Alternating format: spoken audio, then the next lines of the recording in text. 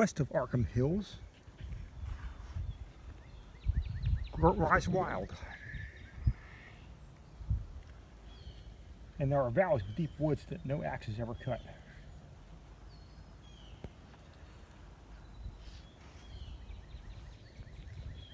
There are dark, narrow glens where the trees slope fantastically.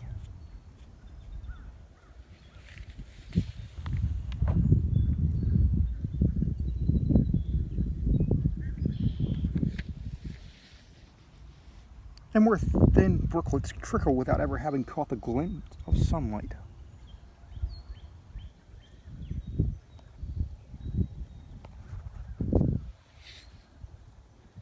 On the gentler slopes there are farms, ancient and rocky, with squat moss-coated cottages, brooding eternally over old New England secrets in the lee of great ledges. But these are all vacant now.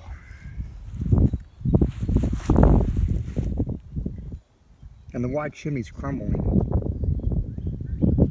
and the shingled sides bulging perilously beneath low gambled roofs.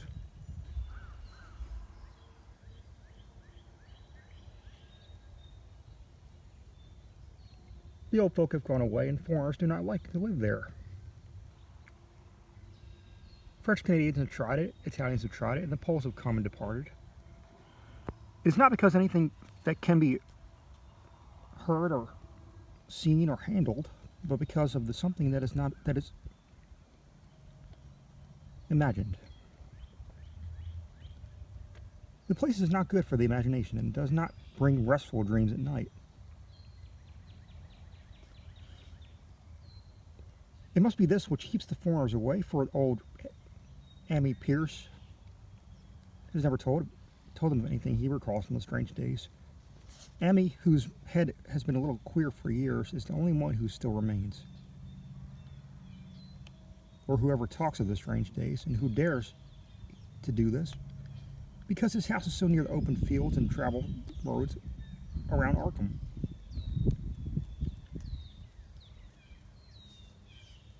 There was once a road over the hills and through the valleys that ran straight where the blasted heath is now.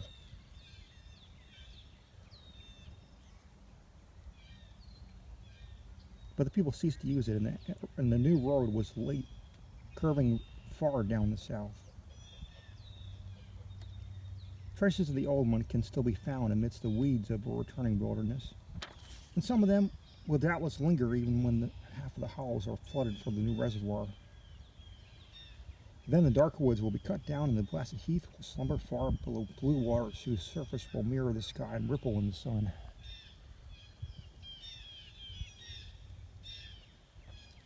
And the secrets of the strange days will be one with deep secrets,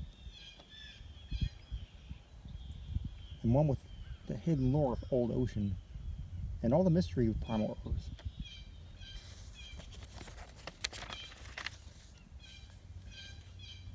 When I went to the hills and vales to survey this new reservoir, they told me the place was evil. They told me this in Arkham, and because this is a very old town full of witch legends, I thought that evil must have something which granddames have whispered to children through centuries. The name quote-unquote blasted heath seemed to me very odd and theatrical, and I wondered how it had come into the folklore of Puritan people. Then I saw that dark westward tangle of glens and slopes for myself, and ceased to wonder at anything besides its own elder mystery. It was morning when I saw it, but shadow lurked always there. The trees grew too thickly and their trunks too big for any healthy New England wood. There was too much silence in the dim alleys between them, and the floor too soft with the dank moss and mattings of infinite years of decay. In the open spaces, mostly along the lines of the old road, there were little hillside farms, sometimes with all the buildings standing, sometimes with only one or two, sometimes with a lone chimney or a fast-filling cellar. Weeds and briars reigned, and furtive wild things rustled in the undergrowth.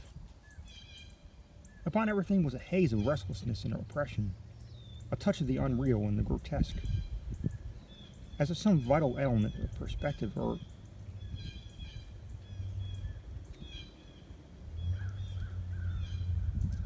chiaroscuro were awry.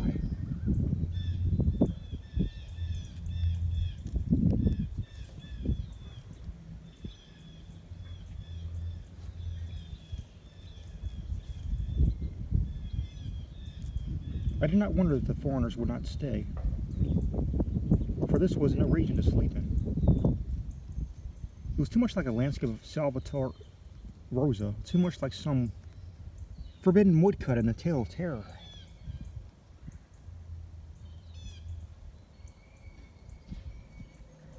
But even all this was not so bad as the blasted heath.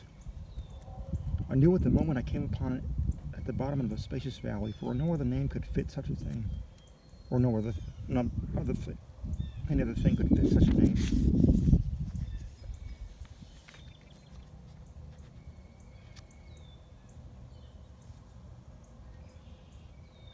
It was as if the poet had coined the phrase from having seen this one particular region. It must, I thought, as I viewed it, by the outcome of a fire, but why had nothing new ever grown over those 5 acres of great desolation which sprawled open to the sky like a gray spot eaten by acid in the woods and the fields? It lay largely to the north of this ancient road line, but encroached a little on the other side.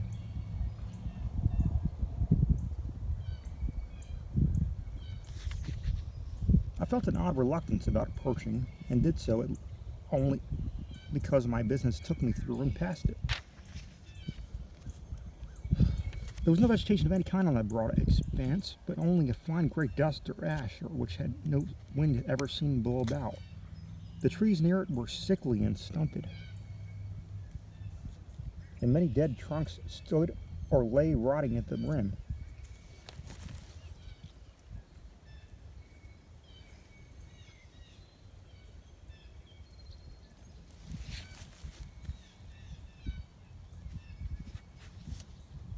As I walked hurriedly by the tumbled bricks and stones of an old chimney and cellar on my right, and the yawning black maw of an abandoned well whose stagnant vapors played strange tricks with the hues of the sunlight, even the long, dark woodland climb seemed welcome in contrast, and I marveled no more at the frightened whispers of Arkham people.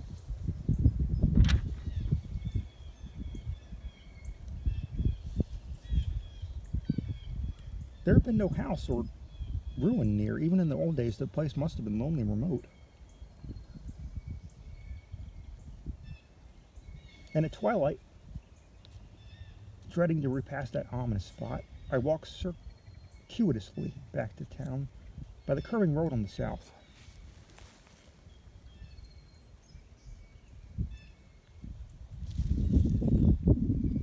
I vaguely wished some clouds would gather, for an odd timidity about the deep sky voids above had crept into my soul. In the evening, I asked old people in Arkham about the blasted heath and what was meant by that phrase, quote-unquote, strange days, which so many evasively muttered.